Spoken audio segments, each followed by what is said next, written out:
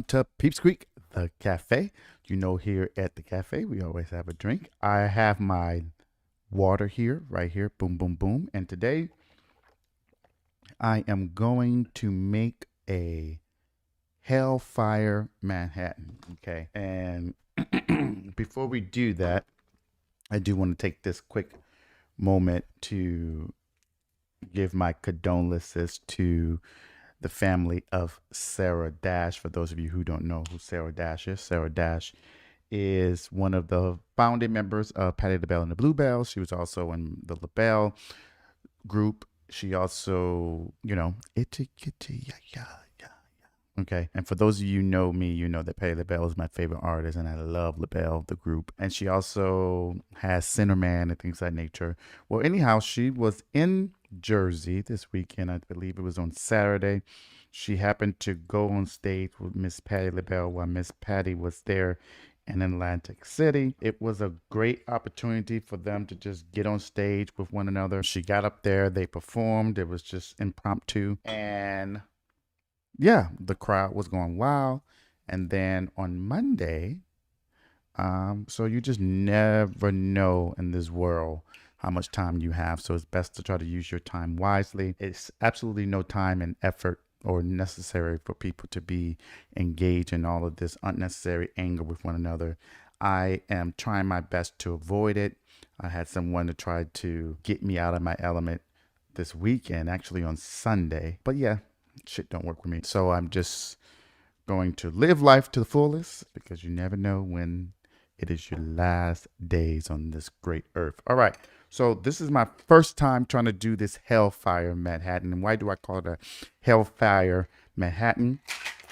And that is because for my bitters, instead of the normal bitters, I am using some habanero bitters that is going to make it spicy.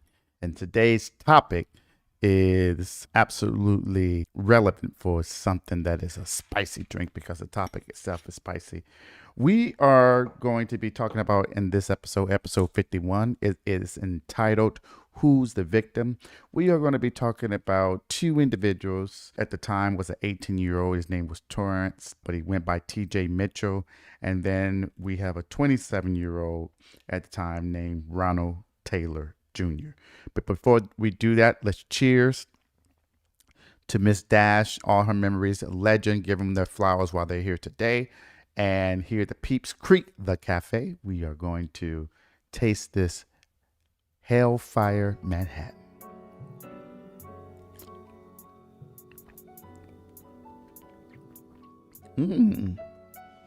It's actually pretty good. Look at me, bartender 101 over here.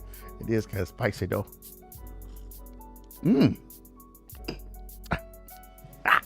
All right, so we are in Bloomfield, Connecticut. Now, when I heard this, the first thing I thought about was Bloomfield Hills in Michigan. So I thought it was in Michigan, which is my home state. From Detroit 313, boom, boom, boom, the actual city, not the outskirts trying to claim the city, the actual city. All right. But anyhow, we are in Bloomfield, Connecticut. We have, as I indicated, we have 18-year-old TJ Mitchell, who is a high school athlete. By all accounts, he was a phenomenal athlete. He was the co-captain of the high school football team. Bloomfield High School was one of those local high schools where everyone came out for their particular games. It was like, NFL for Bloomfield, Connecticut. It was an excited time, excited season. Apparently, Mr. Mitchell had a lot of momentum going on for purposes of whether or not he's going to be picked up for different recruiters for different colleges based upon his skills. In fact, as I understand it, as early as his sophomore year, individuals were looking at him because of his sheer ability, athletic ability when it comes to playing football. And so he was a beloved individual at this particular time. And this is in 2013, okay? 2013. We start off this particular episode on November the 21st. This was the night before a major football game for Bloomfield. Bloomfield was playing their local rivals, which everyone was coming out the next day in anticipation of Bloomfield actually winning and kicking the rival's ass, right? Okay. But on the eve of this football game, there was a 911 call. There was a young lady on the line. She indicated that it seemed as if there were 2-3 people scuffling, fighting, and that someone needs to come out there and see what's going on. So the police get into their vehicles, right? They're zooming in, zoom, zoom, zoom, right? And the lights, the sirens are going. They arrive and they see 2 young men. One is on the ground face down. The other one is standing on top of him, or at least hovering above him. Both men are covered in blood, complete blood, right? Blood everywhere, apparently, right? And so one of them on the ground was severely hurt, injured. His name was Ronald Taylor. Ronald Taylor, as I indicated, I think I've said this already, he was a 27-year-old at this particular time, in November the 21st, 2013. TJ Mitchell was also there, and TJ Mitchell was the star football athlete there, but he was the one who was hovering over Mr. Taylor. And TJ appeared to have blood on him, appeared to have some injuries. Now, I would say they were superficial injuries, but putting that aside, he was injured. He was covered in blood. The cops tried to speak to Ronald to try to figure out who did this to you, who would want to hurt you. But he was so badly wounded from whoever attacked him that he could barely breathe. And so his ability to communicate was virtually non-existent, or it could be that he didn't want to disclose who attacked him. The police asked the only individual who's able to communicate with them what happened, like what's going on here, right? And so TJ tells them that, they were excited. They were outside his house. They were in front of TJ's house, or at least in the vicinity of his home. They were outside talking about the game and how they're going to kick their rival's ass. Now, apparently, because Ronald was 27, he was not on the football team, but he was an avid watcher of the game. He supported the game, and in fact, he never missed one of TJ's games, okay? So TJ tells him that he knows Ronald and that they were out here and they were discussing the game, all excited, and out of the blue, 2 hooded individuals come and begin attacking them. They began stabbing Ronald. They attempted to stab TJ. They were successful in stabbing him in his hands, but Ronald was stabbed all over the place. TJ apparently was able to run away from the attackers, and he hid behind his home while the attackers continued to attack Ronald. Okay, as the police are there, they're contacting the ambulance, and they're contacting dispatch and telling them, look, you need to speed this ambulance up because the individual who is on the ground is severely injured. Like he needs help and he needs medical attention ASAP. And so the ambulance, the medical professionals arrive. They take Ronald Taylor away from the scene of the crime to get medical treatment. And they begin to assess the crime scene, right? Because at this particular point, obviously someone is attacked. First degree assault, given the nature of the injuries for Mr. Taylor, as well as the nature of the injuries of TJ, and the fact that these individuals just came out and attacked them. So first degree assault is what they're looking at this particular time. They start canvassing the scene. They notice, they believe that they find the weapon that injured the parties. It seemed to be a serrated kitchen knife of some sort, but when they looked at the knife on the ground, the knife was actually broken, right? So whoever had this knife was using it with such force, right? Such force that it caused the knife to break. Now, I don't know if this was one of those dollar store serrated knives or not, okay, but they didn't say, okay, but the knife broke. And so they also find a car that's open, a door that's open, and they go and look at the car, and obviously it has blood around it as well. So they come to find out that is the car of Ronald Taylor. As they are talking to TJ, they're trying to find out, did you see what they looked like? He was like, no, they just had on hoods, they were black. And, who would want to do this is what they're asking him. And, TJ basically said he doesn't know, but he does know that Ronald Taylor had some bad business deals. And this is where in the episode where, in fact, Killer Post, right, indicates that perhaps Ronald Taylor was into drugs. Okay. Now, I'm going to save the drama with that. Is marijuana. Okay. Now, we know maybe in 2013 it's such a big deal. It's like gateway. Marijuana's the gateway drug to everything else. I don't think there's been any studies to actually substantiate that claim. Nevertheless, we know that a lot of states and a lot of jurisdictions are making marijuana legal, whether it's recreational or medical. And some jurisdictions are just flat out saying, look, we're not even going to prosecute it, even though it's not technically legal in this jurisdiction. We have bigger fish to fry. So we, pushing it forward to 2021, it may not be a big deal, but at the particular time, 2013, this is what was going on. Maybe there were some bad drug deals. All right, so let's back up and let's talk about these individuals just a little bit and how they began to know each other. So obviously, it's clear that there's an age gap between Ronald Taylor and TJ Mitchell, right? TJ is 18, Ronald is 27. If my math is correct, that's a 9-year gap. TJ is still in high school. Obviously, Ronald Taylor is not in high school with TJ. So how do they know each other? They met through TJ's stepbrother. So for all intents and purposes, Ronald was seen as like a big brother to TJ, right? Someone that he could have a reprieve from everything else that's going on in the world, right? So he's a star athlete. Everyone and their mama wants to be around him. He has all these girls throwing themselves at him. Guys are envious of him. Guys want to be him. Guys want to, have him around because he's popular and all these types of things. So Ronald was a reprieve for TJ because Ronald, even though he was 27 years old, he was cool, right? He talked about football. He came to all of TJ's games.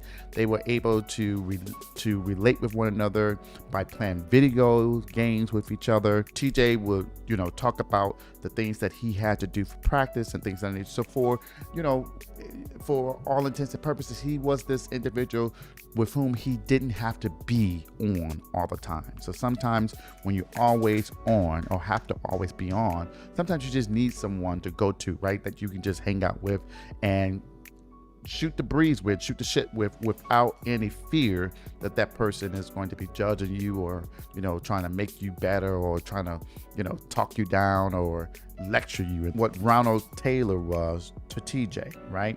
Now, at this particular time, TJ was dating this young lady. Her name was Brittany Jenkins. Now, I would tell you that Killer Post talks about Brittany as well as Fatal Attraction. For those of you who don't know what Fatal Attraction is, I love those particular crime shows because they highlight crimes dealing with minorities, which is important to me. And so, in fact, almost all of their shows, if not, I'm pretty sure 99.9% of their episodes concern folks of color and crimes against and including individuals of color. So both of these shows did this particular episode or this particular crime. So I'm going to be talking about them simultaneously because there are differences, as I've already indicated on previous episodes where we were discussing what was going on with Killer Post. But I say all that to say both of them talked about Brittany, but at the end of the day, I would tell you that she is not a major character in the whirlwind that it is going to be involving the two main characters, which is TJ Mitchell and Ronald Taylor. All right. Now, one thing in regards to what happened at the crime scene, right? When the police was there and they were talking to TJ, they were asking, did anyone try to take anything from you all? Did anyone try to rob you, right? Maybe this was the fact that they saw these two individuals in this particular affluent neighborhood, because the neighborhood that this occurred in was fairly affluent and crimes were virtually non-existent in this particular neighborhood. So maybe this was a robbery gone bad, but TJ indicated that no one tried to rob them, right? So that gives you the automatic impression that this was personal, right? That someone had some kind of personal angst against either Ronald or TJ. But given that Ronald Taylor received the thrust of all of the stabs, right, of the serrated knife, it appears as if maybe they were after Mr. Taylor. So en route to the hospital, Mr. Taylor dies, right?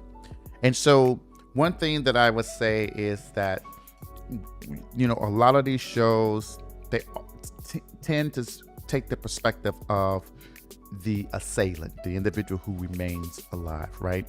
And so it's difficult sometimes, particularly to talk about these cases, because you feel like you're talking more about the individual who did something, or potentially other individuals who are alive who did something. I'm not saying that TJ is involved, right?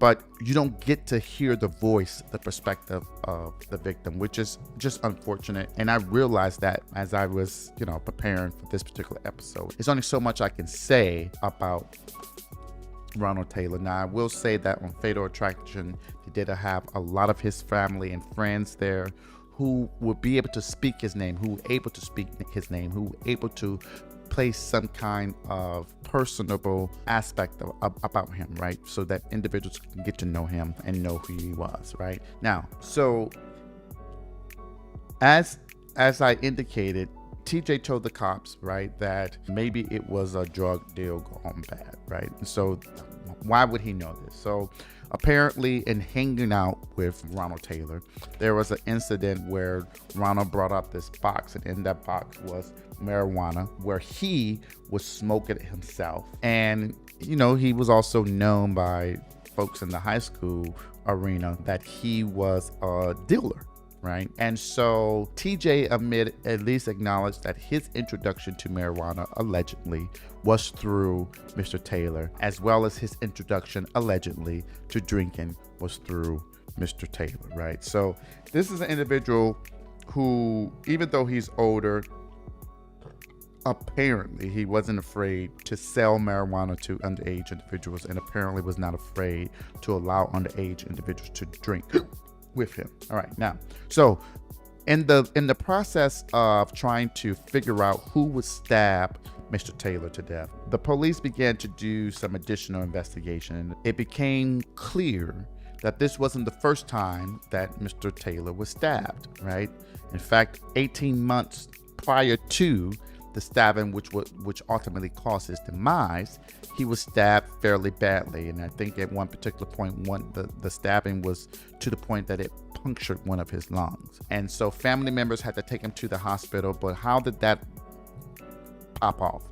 It essentially, what was going on is that there's two versions that was told. I'll tell you both. You decide which one you like better and roll with it, because at the end of the day, Mr. Taylor isn't here to tell his side of the story on either version. In Killer Post, the way that this happened is that Mr. Taylor was smoking weed, chilling with this other 16-year-old individual. The two of them were sharing drugs, and in the process of him reaching over, I guess, to either grab some more weed or grab another joint, the teen pulled out a knife and started stabbing him, picked up the weed and ran. So apparently there was this idea that this individual, the 16-year-old, who at that particular time, his name was Hank Burnett, that he had intentions of robbing Taylor, and so he stabbed him, right?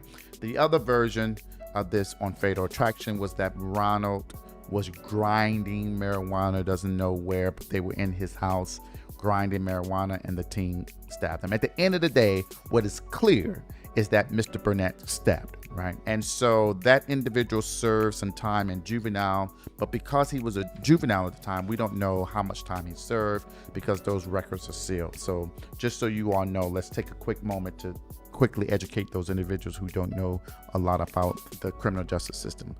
In most jurisdictions, there is a distinction, and I know you've seen things where they said we're going to try him as an adult, like Lee Malvoy, the sniper, one of the snipers from years ago. He was underage, right? His lawyers were trying to get them to charge him as a juvenile. Prosecutors were saying, due to the egregious natures of the crimes, that they wanted to charge him as an adult. Ultimately, they did. There's a distinction there. Why is that important? It's important because as a juvenile, there's only so much time you can do. And typically in most jurisdictions, once you become 18, then you have to be released from the juvenile detention. So, let's say that I was 12, right? And I killed someone. There is a possibility that I could still be charged as a juvenile, and I would be serving for that crime from 12 years until I'm 18 and then I'll be released, right? Typically, in most jurisdictions, juvenile records are sealed, expunged, because they are now an adult, and so that life which they were juvenile should not follow them and hinder them in the future. So that's why that's important. For those who don't know, if you get entangled into the criminal justice system, there is a difference between being charged as a juvenile versus being charged as an adult, and one is definitely better than the other. There are also some jurisdictions that allow individuals, even as adults, to expunge their records, right? There are some jurisdictions that says, okay, yes, we treat juveniles differently, but it depends on how old you are. Maybe some jurisdictions, if you were 16 or younger, your records are sealed and automatically expunged. If you commit a crime after 16, you could still be charged as a juvenile, but your record will be open, right? Now, you can definitely petition the court. If you meet certain criteria, you have to follow whatever statute for that particular jurisdiction is, but you can certainly petition the court to have your records expunged. All right, that's my educational point for the day. You know, on this podcast, we always try to do that. It's important. All right. But at any rate, this individual could have been a prime suspect for this. Maybe he was pissed that Ronald went to the authorities to tell them what was going on. And so maybe he came back as revenge, and he came back to complete the stabbing that he failed to complete the last time, even though he severely injured Ronald and apparently punched along, right? Ultimately, it was determined that it could not have been Hank. Now, it depends on which episode you look at. Killer Post says that it couldn't be Hank because he was in juvenile detention at the time of the incident on an unrelated incident, right? In other words, there was something else going on and he was locked up. On Fatal Attraction, it's just that his alibi checked out and he could not have been the individual present. Now, technically, Fatal Attraction, instead of focusing on the fact that this teenager had a record, they could have just said the alibi for purposes of not, sensationalizing the fact that the individual has a record, which seems reasonable given the fact that Fatal Attraction tends to focus on minorities, African Americans. All right, moving on. So we know it's not this individual, okay? And so what happens is that Ronald car is impounded. Now, the cops initially searched the vehicle and didn't find information other than, any other evidence other than the blood scene, the blood there. On the second go round, when his car is impounded, the cops were able to find a cell phone, okay? Now, whether or not there was a lock on the cell phone is uncertain. At the end of the day, the cops were able to enter into the cell phone to find some information. Why is the cell phone important? Because it could indicate maybe this was a drug deal gone bad, right? As TJ had indicated that he being Ronald Taylor, had engaged in some bad drug deals in the past. So maybe there's some text messages, phone calls that can lead the police to where they need to go for purposes of determining whether or not this was a drug deal gone wrong, right? So they searched through the phone for purposes of that, couldn't find anything. So they began going through pictures that indicated or gave the perception that Mr. Ronald Taylor, was interested in men. In other words, there were pictures with guys that just were more than just, this is my homie, right? All right. So that, for some folks, that was a ding, ding, ding, wake up call. Maybe there's something going on. Now, we're going to talk about this briefly, just about the political aspects of it. Given that that was in 2013, we're in 2021, there should be some differences, but unfortunately, I don't think those differences has really expanded, particularly when it comes to African Americans and African American community, when it comes to individual sexual preferences, right? But putting that aside, this becomes a pivotal point in the investigation, right? Because he is sleeping with men, apparently, and so that is another reason for motive for murder. Now, I don't know why necessarily, right? That in and of itself, that act in and of itself was enough to say, okay, this is something to move the needle, right? But what does move the needle a little bit in this investigation is that they began going through the text messaging between TJ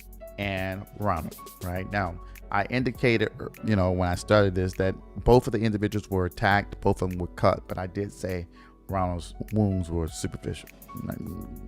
Cut him his hand. When the other guy is stabbed was stabbed about 19 times, right? So that if you are stabbing someone for 19 times, you got an axe to grind. You are doing this to prove something. You have anger in you. You have a desire to see this person on the other end of this object hurt, right? So that it is very personal. First of all, you got to get up on the person to stab them, right? Normally stabbings are personal crimes, right? I think if you go and do a lot of the research, you will be able to see that. It's rare that it's just a random stabbing. Someone just walk back, right? No, right? It's some kind of afterthought there. It's some kind of purpose. It's something about being up and close and personal to show this person that you mean business when you have a knife, right? So the police uncover two things. They know that there are pictures of Mr. Taylor with other men and his phone, and they find text messages between TJ and Ronald. Now, these text messages don't necessarily uncover the truth about, like something scandalous, right? But there are messages like ILU, which is I love you, and ILU2, which is I love you too. So it became apparent that these individuals who were best friends or close friends, it seemed as if maybe the two of them had a little more going on than what the eye saw, right? What's the saying? Than what the eye meant? I don't know, whatever. All I know is this this Hellfire Manhattan is on point. All right. So they bring in TJ again to talk to him a little bit about this. What do these messages mean? Were the two of you a little more than what you're saying? And so as they are speaking with TJ ultimately states that he and Ronald Taylor were a couple, right? And let's just, we've been going for about 33 minutes. Let's just cut to the case. If they come to find out, TJ is the one who did the stabbing. All right. Now, I'm sure you all knew that because we talked about those two. All right. But let's talk a little bit about why this occurred. So according to TJ, he and Ronald were just friends, right? He met Ronald when he was about 15 or 16. Ronald did present himself initially, according to TJ. Now, I was not there. Ronald is not here to tell his side of the story. I know his family friends probably think differently than what TJ is alleging, but unfortunately, in the process of this, we only have what TJ is alleging for purposes of dissecting at least the crime, right? According to TJ, they started off as friends. Ronald was very supportive, came out to the games, really came out and showed himself to be a big brother type of thing. But there was at some points where TJ indicated that there was an indication that Mr. Taylor showed interest and being more than just friends, all right?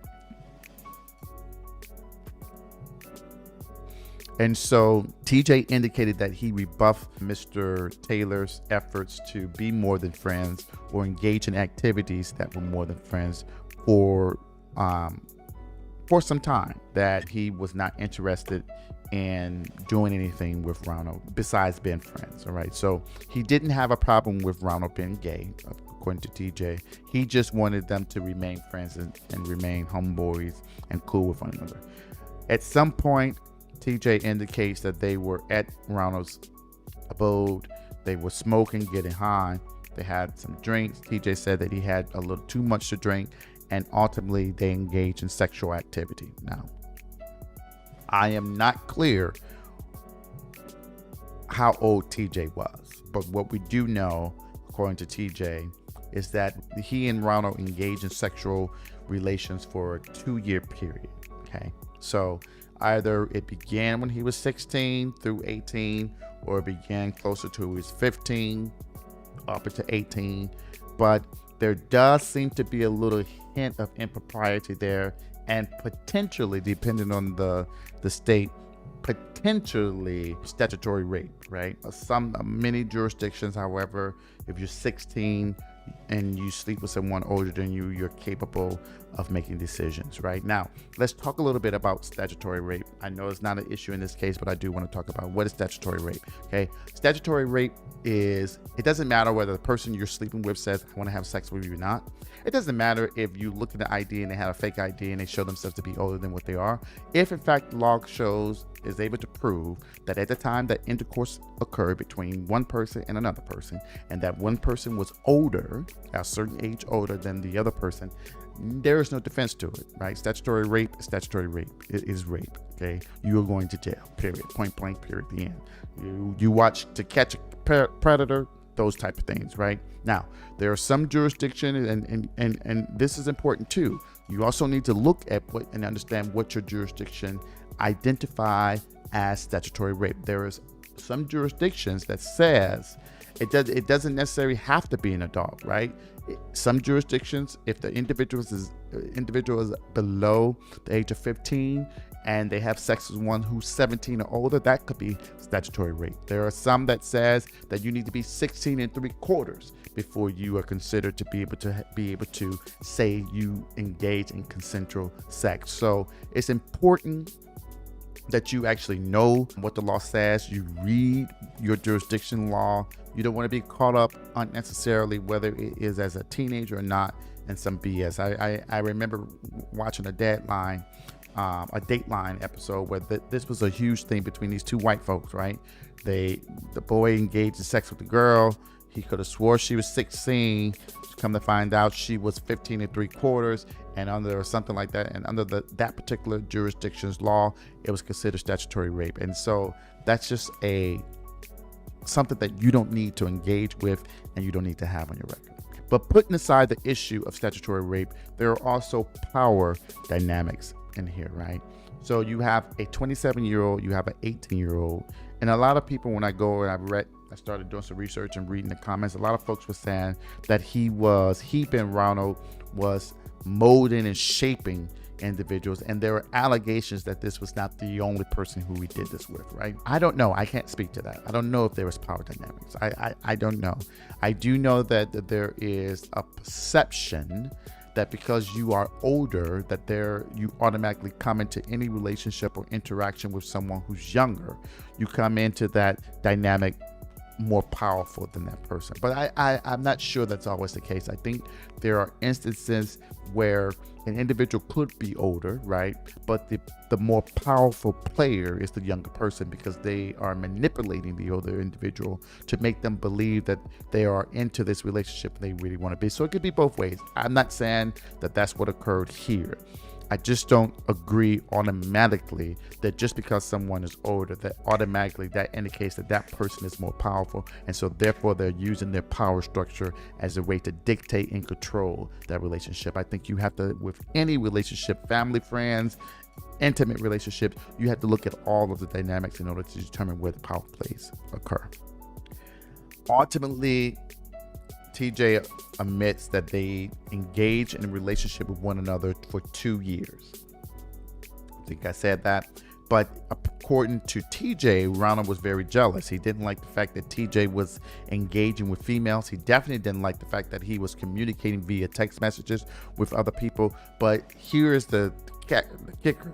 Apparently, he was pissed off that TJ was sending emojis, right? Like, the happy face, the lovey face to other people, but he didn't do that with him. So according to TJ, Ronald was very jealous, and to the point that at one particular point in this matter, that Ronald posted on Facebook a picture of TJ for about 5 hours on TJ's wall. And on that message, it basically said, Bloomfield's gay football player, right? And so TJ saw this. He's freaked out. He doesn't want his coaches to see this. He doesn't want his classmates to think he's gay. He doesn't want his family to see it. And according to TJ as well, Ronald had threatened, right, to not only post it on his wall, but post it on his mother's wall and his grandmother's wall. His grandmother being TJ. So TJ was freaked out about this, right? Here he is, 18. He's the man of the hour. He's this guy that everybody wants to be around. He's engaged in his sexual relationship with this older man, right? Whether it's willingly or not, I don't know. I'm not going to go into that battle right now because I didn't review the evidence and I don't know what the evidence showed. Okay. But at any route, there is this disdain from anyone finding out that he's engaged in this sexual relationship with this particular individual. So he's getting freaked out. He called Ronald, begs him to take it down. Ronald says he'll take it down on the condition, A, that they are a couple, B, that he gets rid of Brittany, which is the girlfriend, right? And so naturally, TJ acquiesces to this demand, right? All right, we together, stop fucking with Brittany. But what he does is he tells Ronald this, but in all actuality, he continues to fuck around with Brittany, right? You know, and he continues his text messages with other people. Now, Brittany, of course, doesn't know that he's messing around with Ronald, and so he's basically keeping a secret from both of these individuals that he is seeing someone else, right? So Ronald takes down the picture. Things are apparently normal, and then at some particular point, Ronald finds out that TJ was lying, and so he sends a text message to TJ that basically says, I'm coming over, this isn't going to end well, okay? And so when TJ receives that message, according to TJ, he's freaked out, right? Because that message indicated to him a threat for whatever reason. Now, I read the message and it could be seen as I'm coming over to blow your shit up in the sense that I'm gonna cuss you out, I'm gonna confront you, and we're done, right? Now, but I can see why this individual who is 18 may feel that this is a threat, right? But I don't know. We haven't heard any other kind of threatening behavior from Ronald to indicate that that's the case. And in fact, in the interviews from Ronald's family and friends who did interview on Fatal Attraction, one guy said, look, that's complete fucking bullshit. You can quote me on that. Is that what he said? So, no, I don't know. You make your own choices on that. But what TJ says is that he saw that as a threat. And so what he did was he went into the kitchen and he took out a steak knife or whatever, put it in his pocket for protection. Now, here's where even if we go with the concept that this is a power dynamic, even if we go with the concept that Ronald was manipulating him, the fact of the matter is that Ronald was not at his house. They were not living together. TJ was in his house. He could have just stayed in his house. He could have chose not to go outside. He chose instead to go into the kitchen, grab a knife, and then go and meet Ronald, which, you know, to me, yes, we all make bad decisions, but to me that shows that you had the intentions of doing something, right? So, but according to TJ, he meets them, they get into his car, him and Ronald were talking. Ronald asked him, try to take his phone, try to see what's going on. He sees the messages. According to TJ, Ronald punched him. And so at that particular point, TJ he just blacked out, lost it. He took out the knife and started stabbing him. Now, he also indicates that Kevin did escape, but Kevin is driving. Now, he didn't open up the driver's door. Instead, he kind of crawled over the passenger side to try to get out that door. And then TJ followed him behind him and started stabbing him.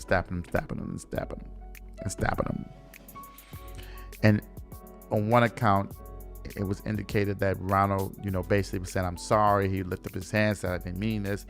But TJ continued stabbing him. Now, according to TJ, he blacked out. He lost it. He didn't know what was going on. He had no intentions of harming Ronald, but he wanted to protect himself. All right. So at the end of the day, we're left with an individual who's dead. We have an 18-year-old who claims that he was coerced into this relationship. In other words, he was extorted into this relationship or blackmailed into this relationship. And, we just have so many unknowns, right? I do want to take a very quick moment just to say this, that in the event that this was not a power struggle, just take out that. or this was not a power dynamic where either party was being manipulated, but the fact that there was fear from exposure. Now, I'm going to talk about this from two perspectives. One perspective in the sense of people in the LGBTQ community, sometimes I feel like you kind of forget your story, right? You forget your trajectory of having the strength, the wherewithal to communicate with joy that you're part of this group, LGBTQ, right? And so sometimes there's an indication that because you've gone through something, right? As humans, we tend to do this. Because you've gone through something, you now can dictate everyone else's path. I condemn that on all levels. I don't care what group you're in. You don't get to tell other people's story. You don't get to paint their pictures for them. Their path, their story, their trajectory is theirs. It's for them to make. It's for them to decide. Their struggles are different, right? And how they get through that struggle may not be identical to yours, right? The closet that they may be in does not look like the closet that you were in, right?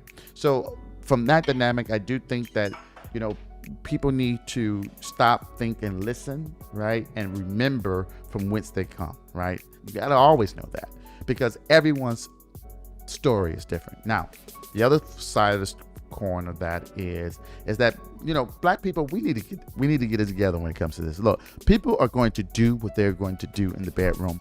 It doesn't have shit to do with you, okay? Stop shunning people. Stop making people feel bad because they choose to do X, Y, and Z. And that you don't need to do that. Focus on your own relationship. Focus on your own household. Focus on your money. Focus on your wealth. Focus on your health. Focus on your mental health. Don't be focusing on all this unnecessary BS. So there's always this fear of acceptance, right? There's going to be this fear of acceptance when it comes to particularly the Black community, because I'm in the Black community and I'm speaking from the Black community. I'm not speaking for everybody, right? I don't think I'm L Sharpton and all that, but putting it aside. Now, but people, just let people live. I mean, let people live once and for all, period, okay? Shit, y'all ain't paying me. I don't care what you do at all, Okay, now, that's that, right? So there could be an element that TJ was so fearful of individuals finding out that he was gay, even though he's claiming he isn't, that he was gay. And so it was something that was going to be so overwhelming that he couldn't tolerate. And the only way that he could prevent this was to shut off the person who knew that. Now, that is a theory. Okay. That's definitely a theory. Okay. The other theory is TJ's theory. The theory is that I was extorted. This isn't something I was ever wanted to do. I was accepted of the fact that Ronald was gay or liked to have relations with men, but it's not something that I wanted to do, and he forced me into that. I'm only 18. I don't know what I'm doing. I don't know how to make these decisions. And in fact, what his attorneys were going to raise was the concept of extreme emotional disturbance, which basically means that I was so fucked up emotionally that to the point that I did not understand, appreciate what I was doing. And because of that, you cannot charge me with the crime of murder, because that requires me to have some kind of intent. And because I was so blacked out, so confused, so not here, there's no way that I could form the requisite intent so that there can be a criminal charge against me, right? And so that's what the prosecution was fearful of. And so as a part of that, what happened is that the prosecutors decided to do a plea deal, whereas instead of charging TJ with first-degree murder, they charged him with first-degree manslaughter because of the claim about the extreme emotional disturbance, as well as his age. And when you read some of the transcripts from the court, what his attorney basically was saying is that, being gay in 2013 was difficult. People were not accepting of people's sexuality. Not his attorney, but the prosecution.